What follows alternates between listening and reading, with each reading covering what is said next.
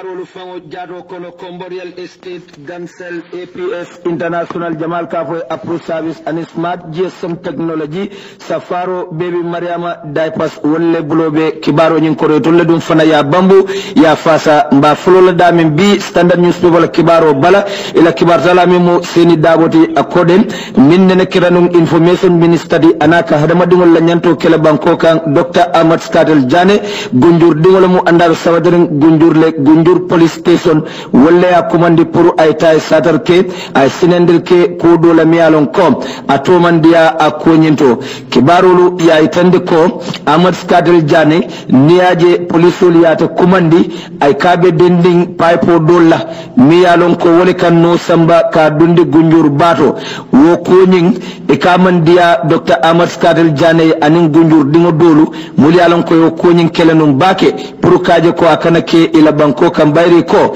aka wodlande ala alhawa fon la Kenya ko le tinya anin ku jamalu ak police sabu badala dum fon Ahmad Skatel Jane anin gunjur dingo dolu wolu findita kayidi ila balambayi tandi akonyina ya itandi ko wo konyin wala atinna ye Dr. Ahmad Skatel Jane commandi gunjur police station pour aita aya konyin senendi birin pipe nyin tinyata wala pipe nyin bondi wodlang nyinto bayri ko dem Ahmad Skatel Jane akunyin kono ato findira je bake andu mo faraman sarim balemati gunjur wala adna police ol yaade fanan kumandi woddin kiranyin to je police ol la kumala memu ASP David Kujabiti Standard Newspaper dum ya nyeninka mune atinna yes Skatel Jane kumandi wodlan ko police ol ya kumandi pour que lodulata akunyin kono kaje ko Cairo nin tenku e sabati anin dum fanay sina tenteng ila keskisurola atewo kuonyinto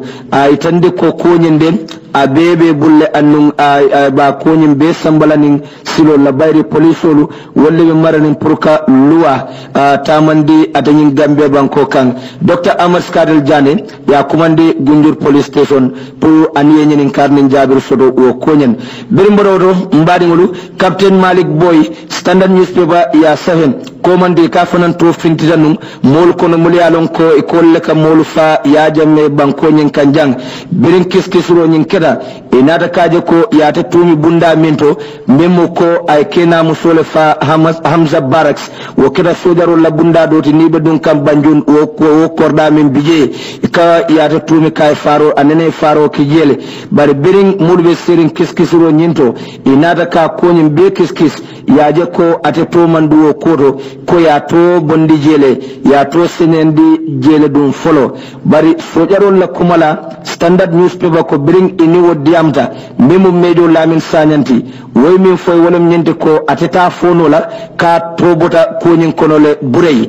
bara be mi tan no la wolem nyente ko e tolbe keski suro nyin ya damutale andun keski suro nyin mambang e be continue la keski suro nyin na bari sainting kibar kayto woy min safe wolem ko ya senendi ko nyin tole folom birim bodo mbadi ngolu Francis Gomez ade fanan ko abe parere pour ka kafu molma molu be siraw nyin na Kanifing Municipal Council Francis Gomez e kanene kedanum atin mewti wala minnene tarsanum mewli je janika mewto monka sindi Kanifing Municipal Council afana ala la foyitandi ka kafu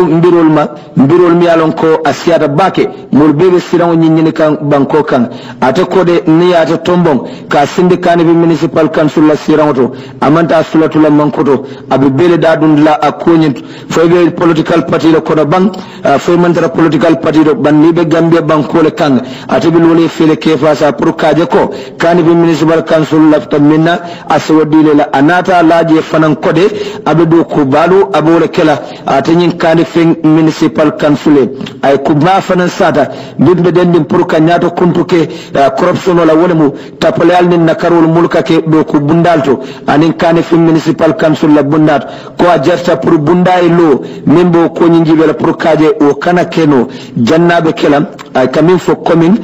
janning courant be mala e se lo kaje ko courant nyin kane sodo ate dum fanan ko den abo bundani lo la Kanifing Municipal Council yenen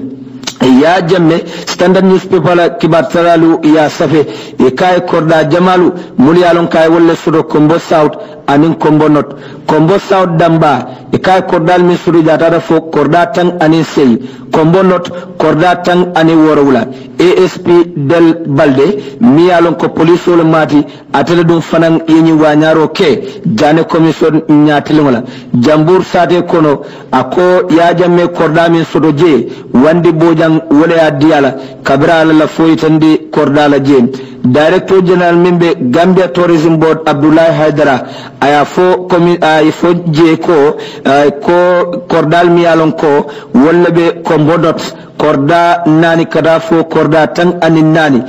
ya jamme yo beta Gambia Tourism Board le bulu bayra ko wolle tamu wodin kira nyintu die Burfoot Ghana Town ikay korda do fanan sudo korda mi warta bake ASP del balde ya itandi ko aja asumbi bojang wala to be wo balam ako balde dun nara tenden ka itandi ko imang title deal soto bari keno nyin ya diranya ya nune nyamin ye wodun soto la ayo itandi Burfoot ni Madina tema ya jamme korda sodo jele korda mi alon ko korda ba kaywo sodo je Burfoot sane mentoring Saratin hotelo be dami o korda ba min bije ya jamme kadal tamu je dum fananti balde nara tenden kay tandi ko ay wo korda ni sodo fang 2005 lela ko nitada Burfoot height number 75 ploto min bije ko ya jamme tamu je dum fananti ad wodlam fango Gambia Tourism Board ko itulle tamu wodlam fangoti a tebulu le drong ASP del ko nara tenden ka foko Burfoot football filo min fanam bije wo football fil ba dami yalon ko tourism development e ko ya londi wala kam banko ya jamme nate nyun jela ay jeta Burfoot fanan kene ba do bije mi yalon ko nunto AACSC wala be sabatiri nun je ko ya jamme tamu je dum fanandi balde ya yitandi anada ka fodon ko wol fa bo din kiraminto Ismaila Keba Sambu wala tamu wodin kiranyin dum fawti andum ika calde mo ke daben dum fanan keno do biye ya jamme ko atele tamu je fanandi ASP balde nara tenden kay tandi ko bijilo sate kono 2010 ya jamme kene ba do taje mi yalon ko atele ikatel tamu wot Bursubi property roundabout imaje ton tebulo to je ko keno do fanan bije ya jamme ka atel tamu woti bare koden dolu ko Baba Job wala tamu wodin kiranyinte bare dolu fanan ko awabi kaira wala tamu wodin kiranyinte bare nada ka fawol be ye dajen kendi ya jamme jeta itolbul yundum banjunundin gadin dami alon ko kene bale bije ya jamme ikatel tamu jedum fananti bar wodla nyindum faw ko mi ya lis mi ya wolamu David Kausi Jawarati nata taranum sadawda kaira babulu sain ya nyaka ka bi kanila family famla ko ya jamme tamu wodin kirat ASP balde ya fofanan ko Banjul International Airport ya jamme korda sodo jedum fananne hectare mi alon ko hectare ba mi alon ikay ko ataltamu Woodland Kersering je fanan a sodo je korda mi alon ko nunto Baba Job le tamu ay jeta wobulu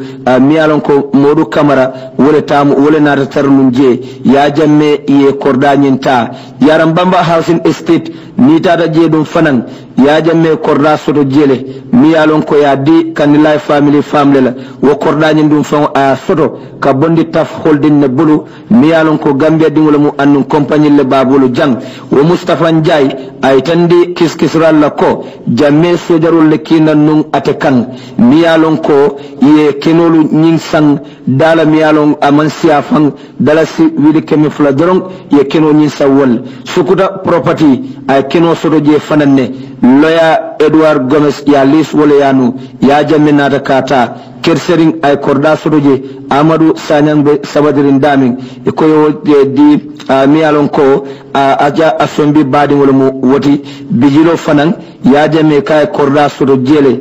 dami alon ko ala Green Boy solo e ka sabadi nun wodin kiralto bijilo jen ya jamme kay nyin kordalu sodo ko mbonot anin kombo south nyin kordalu be sodo woleto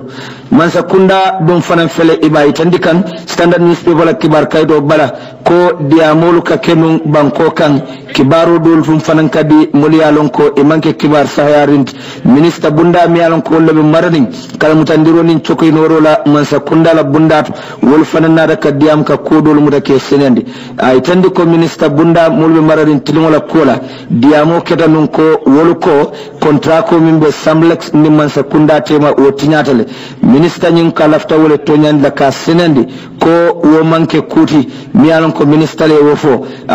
contrat ko miyalon wole be ni mansa kunda tema abay tan la mo bela ko wo mantinya andun justice minister dum fana mo fo e to liye samlex ye kumandinanne pour ni mansa kunda e si ye silol ni ferul landi ye kamben kula pour kaje e se gambela biometric id card de da moli anata fanan kay tandi ko transport works and infrastructure walla bundato abe kalamutandiro min kala je base farato koina kata base farato fatoto bridge wod lalu be na fuyo minyanta dunna je abitala fo million kodo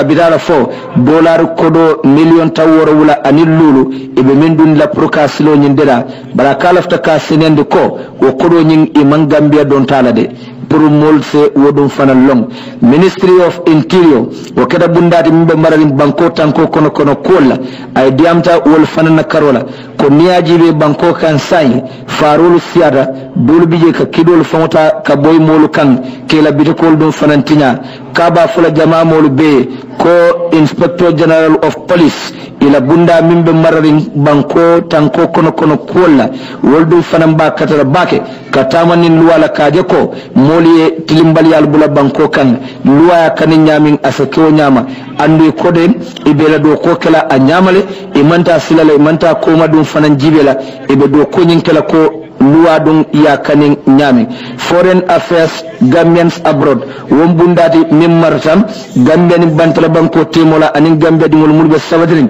Gambia bantala wala karola fanan adiamta ko minister la Usenu Dabo afindida nun kadiamu kayitandi mansa kunda lodula mimbe dennin Gambia dingol la murwala nan banko kan ay wodlan siniyandi num maaj karo tilimo anin saba abenta arjumol fe ako banko yaje ibe yela sembo fotole pour ka moluta molu nyanta sabatile la banko kan anin ka mol dum fanan sendi molu be selanan ka bondi ila banko kan wata koden mansa kunda wolu manta mo bondi la nan banko e banta ke samanan adanyin Gambia jang berim borodo mbari wolu se jiber kenyindo fanana mi yalon standard newspaper kibaro le fana safe fo yi jarol la député memo sankun jammeti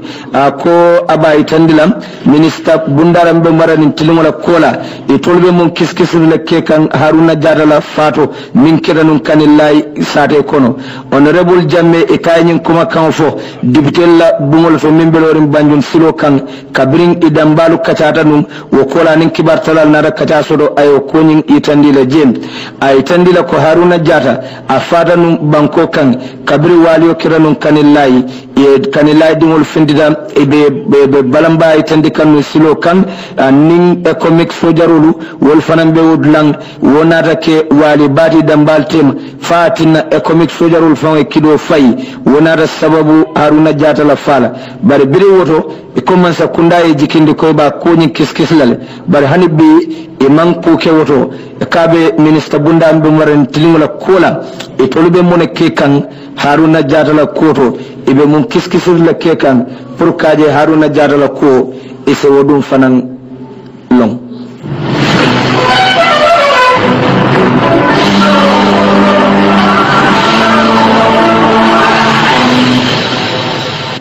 benen borodo mbari ngolu kibar kayto do mimo kibar kayde kudoti e ka fay ko watchdog wo kibar kayto walla dum fanan ya safen ko Gambia dimol mulyalon ko wolle botanum Libya banko kaynada se Gambia jang wol dum fanan diamuta ila kibar kayto bala kaytande ko itol bara kasijaw bala kono Libya banko kan inada sey e bije wato minna fan ye mo faringol jamal leje dolu bije fan e wol fa e fanol nyalale e ko nim man sa kunda mal loy fe pour ke makoy e fanan bina falin nale pour ka ke criminal wolti bayri e kujamal le je nyala libya woto itol min se la balu nyi nyandi woto be lafla pour mansa kunda dum finance okay mi wo itandi nyin kibar kayto bala wala mu Usman Janti ade so sanji mo ani woro a sere kunda dingole mu miyalon akafuda molu kan mulu seta dan banko kan mo keme mo tallulu anin killing wolu Gambia dingol min bije mo keme mo tannani anin sey Senegal dingol mo fula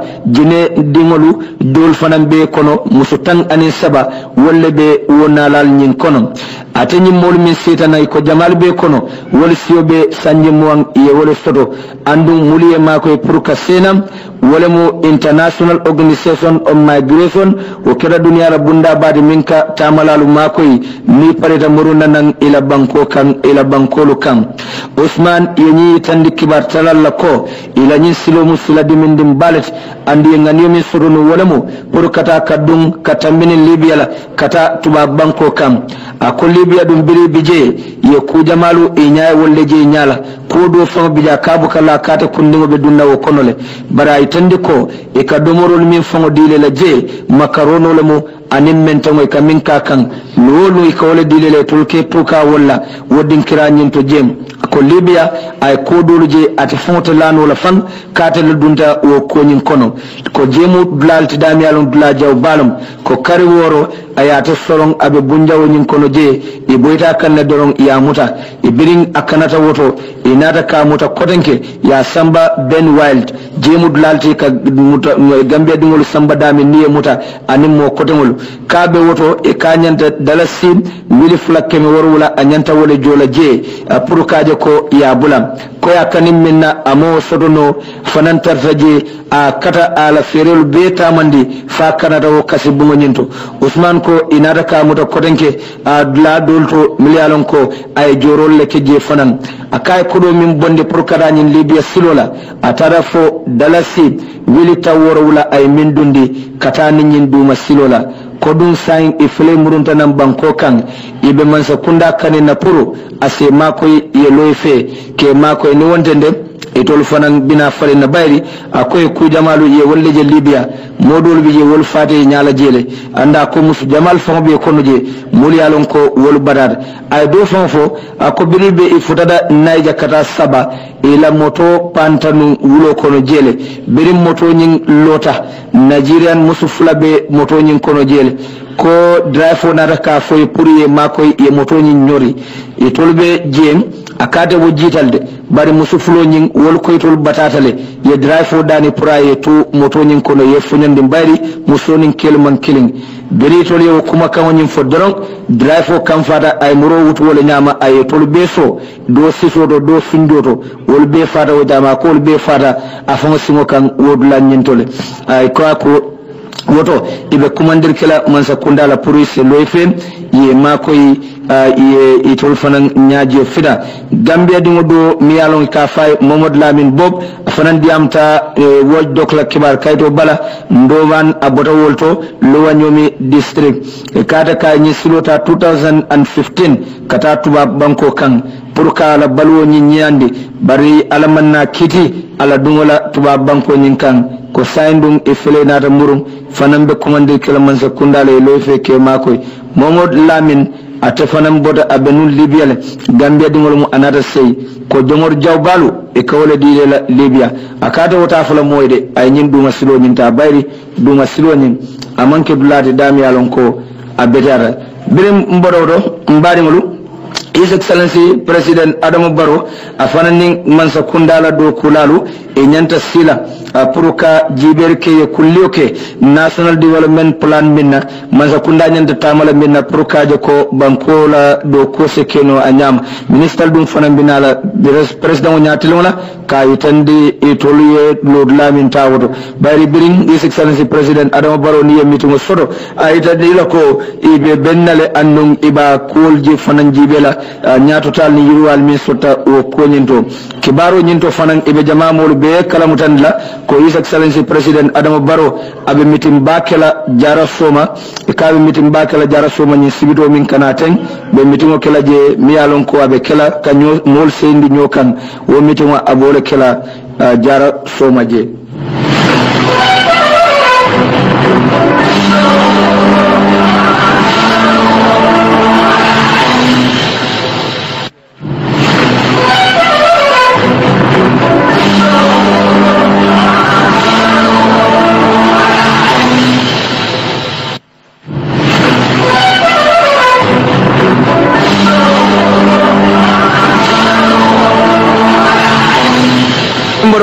mbadi ngulu se tendenga jiber kenyin kibaro do farana miyalon ko wolbe dendi ministre bundala mulbe marani tubab lun tawni adola kol jibela banko kan wala dum fanan ikoye signar ke fenne ka wumi ko copyright lo wodun ke ko di miyalon ministre bunda nyin e sudirke ati sulla do ko la bari ko modol bije mulyalon ko niya do koke do ko kolala mo e kaneta la do ko ta pour kabalo nyin wala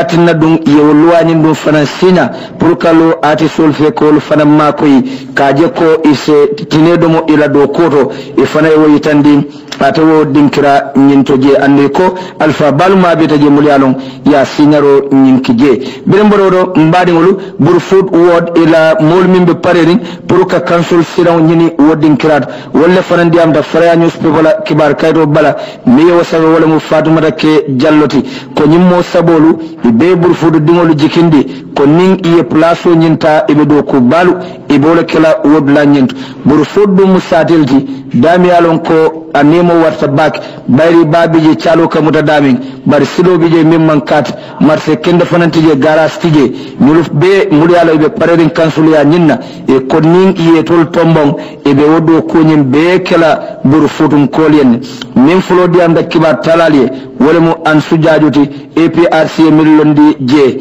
wodun ko dem burfut dingol fanan kalamuta ko ka tambi kole akud jamal laje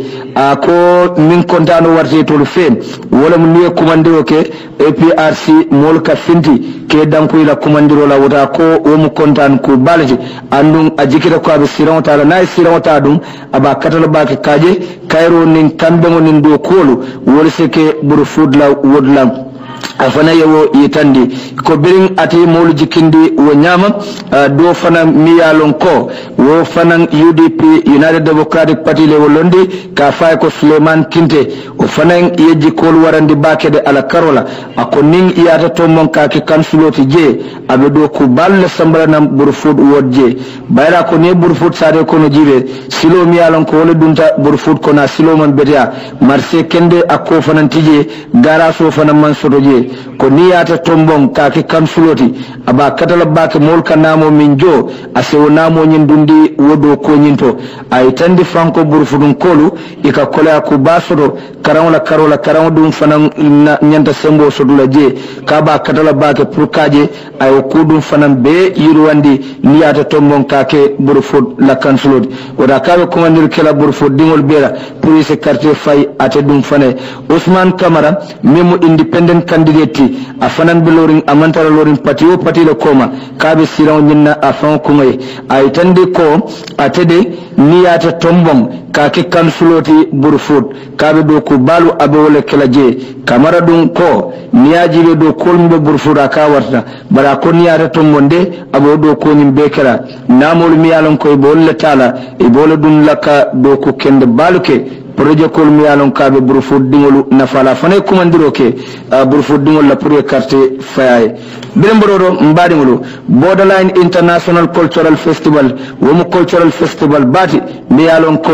akake tari koldi banko kan nyinemo asinya sabanjamoti abe kala April karotil tan ani flakadafo April karotil tan ani lulu 2018 cultural festival bani mimba koma wolemo ila CEO ti karamo sadio kabrate dum be kuma la kibar salali ay tandila ko nyinantade wobe kala jutu bay bennet bari ibe parendir kekan annu adum molbe commandi o fananke kanko ibe findila bake pour kama be adani festival oto ay tandi ko nyim festival o mo kuma jamalu walla be bola dinkira jamal to kabiri banko kan fo banko bantala pour kana ka kidimandirke na ya ninna chosano ninna adola ay tandi fanko abe mbani sango sannalomo e kake burfut sade kono nyinandum e bakela burfut lo basic school ko ninta nani sida ko mo jamalu mulyalon ko e bebe findilanam pour kana kamabe ay tandi fanko e gambia jang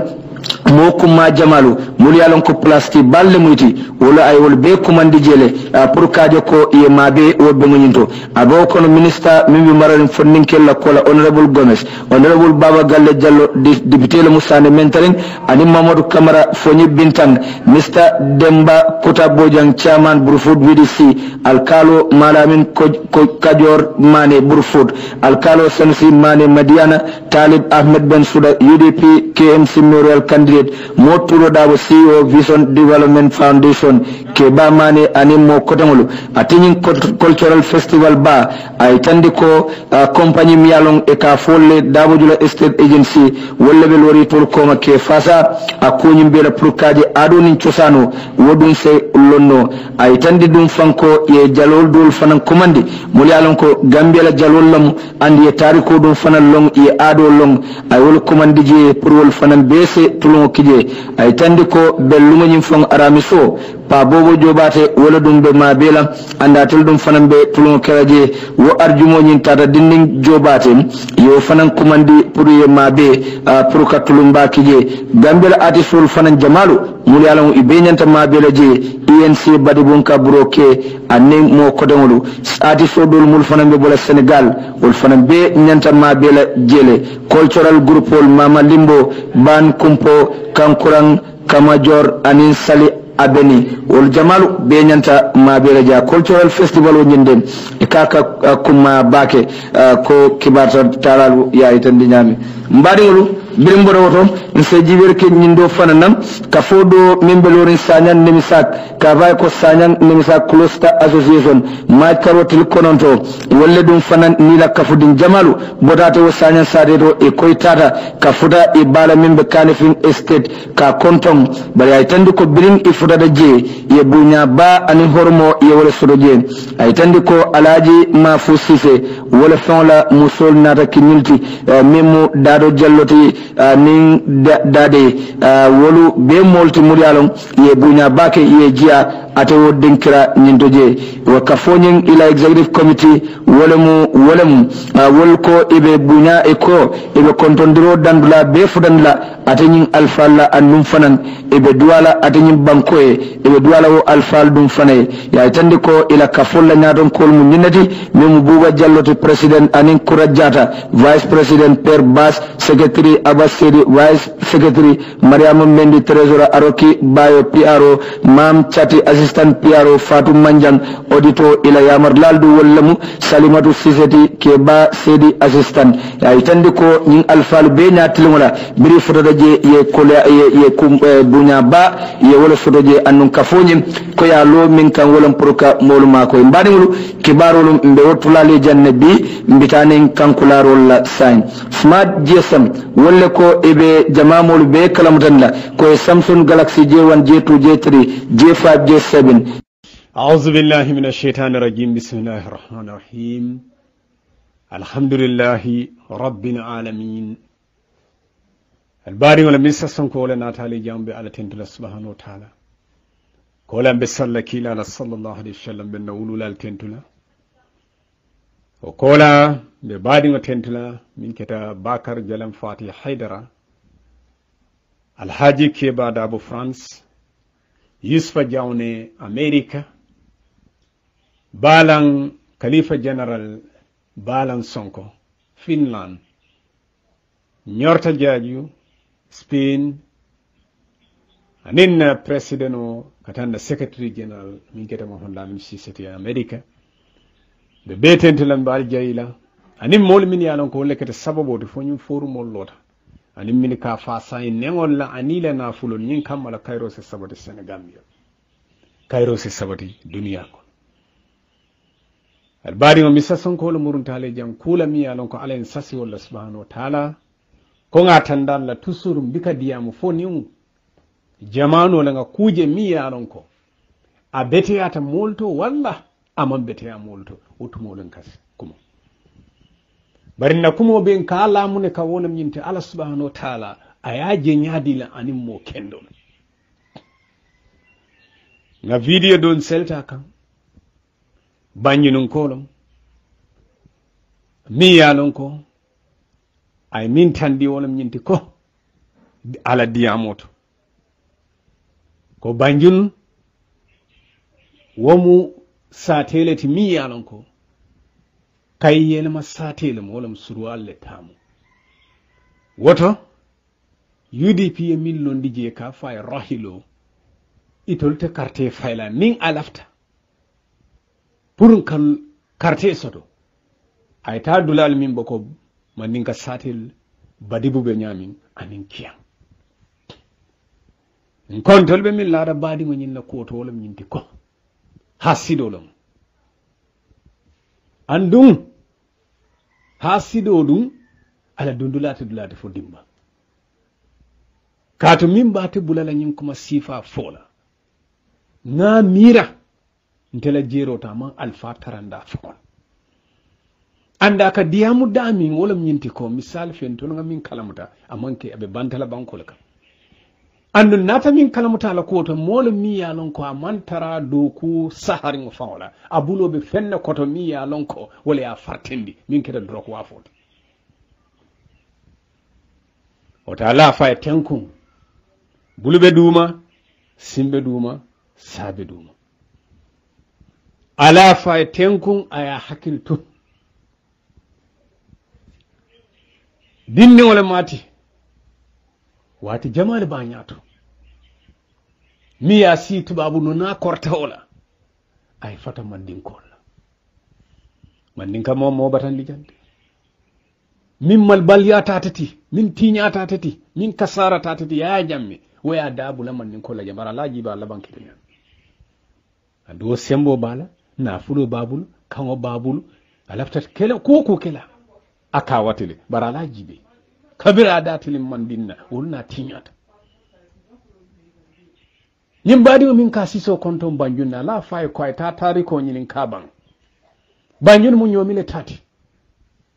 ntem nyomi dingolati ngalon nen kamin fo banjun mu joyelati abe nyomi le koto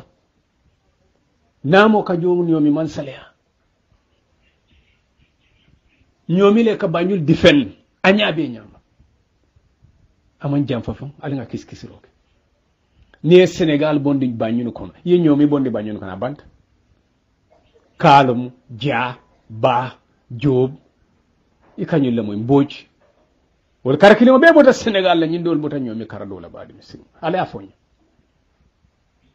tolla alfam be sirina bakawja mune to siyale ka fay madi ba banjun kabirin namo bota nyomi kol kono ka doatere ya bako madi ba kundaja al nyinin karoke ika fay madi ba banjun mune banjun to sifa banjul la katu batos la mune ake banjul ti katu bon le siata je kay bonjulo kabore de sid la kata mol kana kata bon tewla jo jamano la tubabo li taraje nyin kany muneti ikay bon tubabo ma pronounce na ko banjulo ikay nyimu bongol tin ka julo la bonde akatema fono ako banjulo ya tola banjul ye todia al nyinin karoke ba ala fo nyim fondin ke tenkon tumomi na duta kamini la kibol kol kibirindi wo banyun alfal dolu min be kono min faway mo jama si banyun sade ko ne ka pa set mati ba kabira borta Senegal ani France be nyola fala kola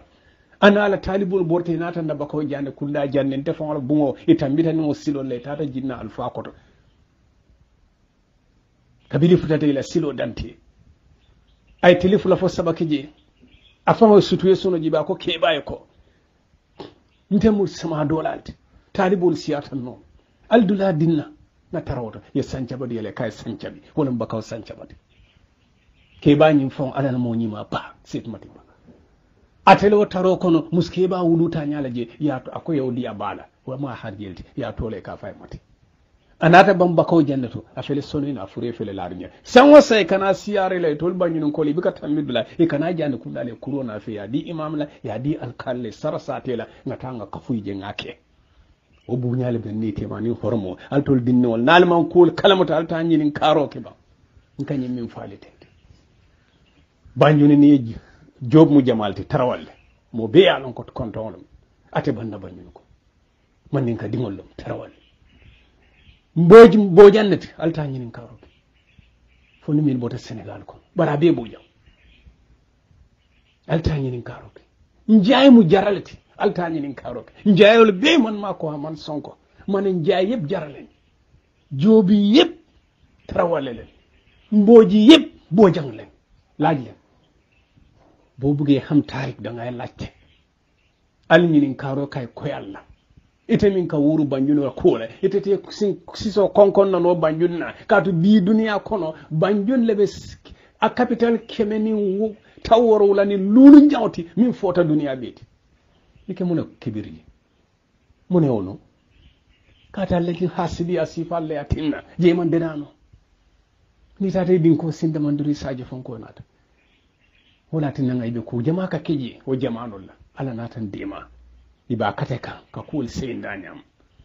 moli nyomoy ite ka wuli iman na fenna fay ka bulam mandin kolle te din ni merento iman fensi nyanta nyu lafta nyin nabe diala bulunu nay jakarlo ngana tandala te muneti naya to fo nyala tariko fo nye ngana faya te muneti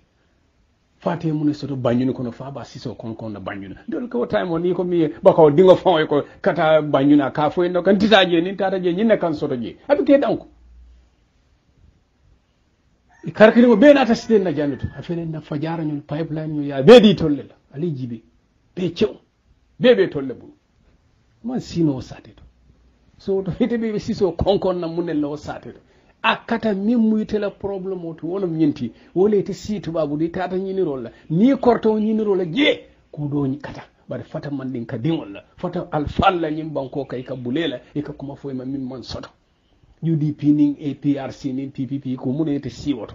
nin PPP man la mol kan oje jallo te kala ministre nin PPP man la coalition o kan oje jallo la mol min winta banyuni te winna woni mun carte sifa alfonso do banyuni the highest vote ngamira man 2000 of fancy o munete na sifa na min la ta kamansi the highest vote ye min sodo e kam min kibir min na banyuni député mi winta ali jibe mi winta betu wuli fulanin fe am ngamira man tan do fo o carte de compiato min atra carte fayta nyama banyuni so rohilo wo faye min kata banyuni sati kono wahnalen fi manelen domi malik lo lum bon malik lo dim lum def bañul laajar waji ba wa bañul wolta kala fisir wallete malik lo e kato min ke bañul ke ba jama bi ke siso konkon bi ala ni malik lo nal ma wodi wala julojo alkiyama sangal batar rajul ite min ka diamo e ke datilim mandin ko la soko kiyan nim badibu wala barka batetile ni amoy bañul badibulam tañinin karoke bi ala ni badibu mune atenna ka to sire du bañol le biye e bunda yele jama Usain Njañol andi like e tulunta bankola na fulo la bo banki ya betinya ni aji AMRC lota nyim banko kan pour ka julol kanin jama le asabu bañul dingole asabu wala kedo Usain Njaay wala Gambia bula yin problème o be kon kabir wala banko mutaya beti ka be di de mal abin yada ko kutan jawra na ta janne ya jawya kene ba to ka ta silaman sayal foi ka mune ke ka hadani kata e ka kulol wo mon musanja na alhamdulillah e kata mune ka kulol landile dato e ka la fo jawra ko farbol may na baralo e ka ta kel man sati balanta ka te fayda man ni ka kebal wulta ka bonna ko mojanna ba ma bañol kata ye tilim bañun baro wolon ay ko dile tenkun dinding kabir wol fu dara bañun jawra selta tata la hajo nyanta min kala yake itol mo kini walla nata yene makotin yemu nek itata moro yas Senegal inata na ninde ni kafula jawara be sirin siribdi babu sirin puri bulo lekan ya di jawara la ya dungay ban moro kay wo bo dunna ya tilin siribdi wala di ala bodi gado la kamo kata lo nembe ke wala ne ma sotono fo ara ya kinyami abalandila ilo tirimbali yalla wara bi nyaati kanyumi be fa be larin to nyaale kam inata muneke ye jawara min di kote sajiyen min di fafata tet ko morata de tata ya fay kadiyan ala ku koya tabay kati tolle sutiyata imanda wala kote di musona ka ya nyora kan woto mole nata siseto e bulo nyata sino jawara la nana mol nyin tiñaro min be kamoy akiti kota be kete tollati abi nyaade wala do laman de dano itata dawda ise jutala banyun sate kono katu muni atinna tilimbali al sotota masibo keta be nyala jaman ke mkote so to dindin tenkun ni man tenku be kumalle moyla min yanon ka be kaw ku yale fi andun ta be fulanta kela ko ntolba fulan ko ete afo nyami hasiliya ka ntolba fula be be tarla la ren to nyala ka alaka ntolbi kala ka diamu ka moma ka sima mo ntol man naw dalilo la ko gambia be ka kilinti abe bakini fakini ala la subhanahu wa ta'ala inna akramakum indallahi atqakum altul min yalon ko min fisiyata altul biti wala min yalon ka silatan de ala banni ak nyaali niaje ngali ke kabilolti ani siyolo pour al signoto li tarafu pour al signo sude kankar kunda karle kankar kunda kar mi ni ngo kundi to surwa na be mona fon surwa fon ataba yeta senegal aban ibe ta mun dolto ina biti ba fola mun do hani la gina yen ya fo mo be ke danko hani bisaw sate fanko na man ke mini tata ka settle ye ni tata ya fo mo te danko kata bi kamoy kanno mi yalan ka bota kando la bola bari manding isabu sa fo en nak Somalia so barko bije kani fon tinya dinni kenku imaje nyol surwal be jabi kam dol man diamu folo banyun alfa balle bije ni be nyomoy suta tere ilafta minna nka ke lafta minna ika kenye suturo kono ni la kolbe nyokam ila tanna bi jang feng banyun alfa min bebija na mata do kalta bakaw almama ko ay nana naman nan takel wo buñani o hormon bi jabe tamako wolli yabe kaminke ite dinni merento ina science ay e ke siso ko kom banyun yalla banyun mun to mafa abe farin krinte mo kakan diamunde katu ngalon nen sabata ta jele wulu ba wulu ta jele tamin ka diamuye te wulu ba wulu ta jele nga jejele kabirin kunu fo bi alhamdulillah 1981 yo dol banyun bi ka fo sako bi taytaji be min binne ngaybo min bo sate kon yal nyanta wolle topoto ali o kumol fo min nyanta kela nyoka nyaade problem on min bije nge solf na capital o ka tun te nga mojele billahi walla talla nga Senegal e jela nata ni mo be silo kan gambe dingolom ameta Dakar inata feriote kabire feriote idunta folo moto bulay bulata moto ko sama kono moto borta demande moto yankata jiyo ko moto yankata Senegal ya nyinin ka kay ko banjun le fam man futa banjun ba kay ha jamu banjun wanno to banjun tu wonam capital to man futa je amalte ka fa jannam capital to ma sibonde wote mo ko matalati dan bakaw kabiri albay hafde ina ta na bakaw la di yalla mun yatin tri ko ta biya wafi kado e kulete so to badin wete min ka diamo ike nyatili UDP manke patiti mi ya lonko isina chef ya tinya wala ya ko jindi mo la hani UDP la ko tambito en nabi bi ni ko UDP ko e place do fundita mo tan ni nulu mo moan abe jola surwa fule sarhulle abe kala fi ibe asoto ala adi min no wetalaji non den tol safo ko ay fele surwa le ke banjul man la fala UDP kol safo nole andi bololam bari ta fola iko an nga fa sai si alfa wala banyon dinga wulu ta jele malik loy minke banyon ko duniya biyaji ite damon trafenkan albin musunko dunu alba hasili yala andal malu min be nyimbulu ala la nokan aba akela le amansi sakona sid alla mul tarraje sanji monni fen sanji tan sabay mun ke banyon kono foka be sendi ko maka be tinya ka bulela jibol kono katela hajola ale do fon bi joni o sita ka angale kan fon ibi kalo e me don keje ka angale kan fon ka kera problem al fata rahilola nal ma fa sano ala tuje dol ba fa sano be terla no kan fo ala en kinyan kata ala la keje dol man rahilolo UDP malo jamalo rahilote imalo jamalo meteti bari natale yata ya dundi mane amon na bena bes man ñu don cross ferries ma gis benn waaji moom mu yàgg na Dakar mu ngi ànd ak benn Sénégalais gars yi wàcce si ferry bi rek dugga si moto pour cross benn tëli rek moto bi saaraan si ndox bi time wu nawet la Sénégalais bi laaj ko fan mooy Banjul mu ne déedéet waaji rus mu ne ko ne aguñ Banjul fii Banjul wan la Banjul tout mooy capital bi cause dafa rus soo façon yooyu yoo xam ne yaa ngi si évité yàlla boo ngay be siifaale kono ite kana ko kuma baal fa mooy for what reason mune banjoni tebe siso konkon na munella min te dulal to afon kato poro Gambia bele dente wandu fo itaroto office on mo nyon Gambia de fo taraje state house no Gambia bele dente fa taraje banko le mandi like all the blood abe nyaadi sa ite lafta munen afele sa office o karkilo be kana sa wonna bakaw jey na kenol beta hotal tenkum dol nata kayrol na alim bulanga o kayro sabatin albani wal missa sonko ni nga tinya isalon tula ni nga dele sala bota alal bala subhanahu wa ta'ala bari manna kanyo kamfande nata ka kayro sabatin wassalam. Can you share with us what you were called? Well, as I mentioned to you earlier, I was called for questioning at 10 a.m. to shed light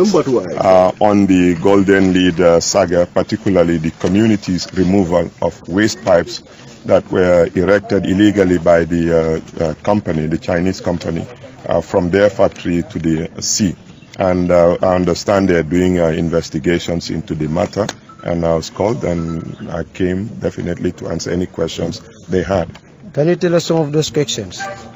Well, they wanted to know what led to the removal of the pipes, and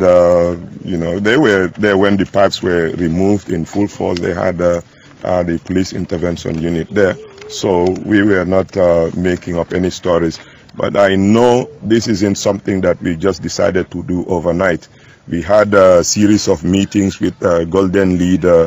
company, with their lawyers. In some cases, the National Environment Agency was in attendance, the Ministry of Environment, and our own lawyers. We even largely sponsored a GRTS event on the beach, Face the Nation. We provided the sound system, the drinks, to get people from different sites to shed light on this pollution thing. And the National Environment Agency took Golden Lead to court, but eventually the case was withdrawn and they had an out-of-court settlement. Part of that settlement was for the pipes to be removed, and for several months that has not happened, and they continue to pollute our environment. So a group of youths here gave a deadline to the company to say remove the pipes or else we'll do it. And when the deadline elapsed, we all showed up and removed the pipes. Do they levy any charges against Dr. Amadou Skaterjane and his group or not? Well, we are not concerned about charges. We are concerned about making sure that our community isn't polluted. If you know my history with charges, you know removal of pipes wouldn't be something to intimidate me. I am concerned about the health and well-being of my community. But the police today do not put any charges against you? Well, they say they are doing the investigations, and when they are done, we'll see. If they come up with charges, we'll be willing to face any charges in defense of our community. This seems to be repeating itself. You know, we know that in Nigeria, yes, a long time ago, yes, the Ogoni people yes, under Skengsaro River faced the same problem. Yes. And why do you think African leaders always turn a deaf ear from their community? I believe some are taking investments by Chinese companies, grants and loans from the Chinese government as a license to allow them to do anything. But we as the community are saying that we will not allow irresponsible investors. We invite investors, we need the employment, we need incomes, but we do not want this at the expense of our health and well-being, and we'll do everything possible to stop it. Are you going to take up the matter up with the ECOWAS court, or? Well, we'll see where it leads, because we had already contacted some lawyers to say if it's not resolved within our courts because of Chinese investments here and the grants, etc., we can revert to the ECOWAS court. We have an experience of taking cases to ECOWAS court. We took Yajame to court on a whole host of issues. So if we believe we are not getting a fair hearing in the Gambia, we'll take it to regional court. Are you given any other appointment to report back to police? Not yet, okay, but we are ready. So what next now for the people of Gunjur and the youths in particular? Well, we have a local group here. We have folks who are monitoring the movement of trucks, who are paying attention to the pollution, who will be going to the beach. And if they see anything unusual and the pollution continues, we'll meet again and see what else we can do. me ask this. Your MP, the member of parliament from Combo South, before he is one of his comments on the online. Yes. That you people have nobody in the community here. Yes. Nobody listen to you also. You don't have a voice in Gunjur. Well, you can ask the people of Gunjur if I have a voice here. During his campaign, I was one of the people who spoke at his rallies. I spoke highly of him, and I think he did a good job. In fact, personally, even when I was buying property here and I was based in the U.S., he did it for me. Very, very honest person. But we don't know what he has changed into. And becoming a majority leader has somewhat changed him. But we have good things to say about him, just that he's not representing us well, he's not speaking for us. The medical have partners from Gunjur here. Pardon? The Chinese company did have a partners in Gunjur here, Gunjur citizens, where they are partners. Oh, yeah, they have people working for them. We are not against them hiring. Well, I'm not sure about partners, whether they own it solely or in partnership, I'm not sure. They do have people working for them, and we are glad they're offering them employment, but we want for them to be responsible investors. You can't hire us and at the same time pollute the environment, having a negative impact on our overall health. Is the whole community behind you, or they are divided in this issue? Well, you can never have 100%, but I can tell you the overwhelming majority share our views that pollution should be controlled, should stop. Thank you very much. You're welcome. Okay.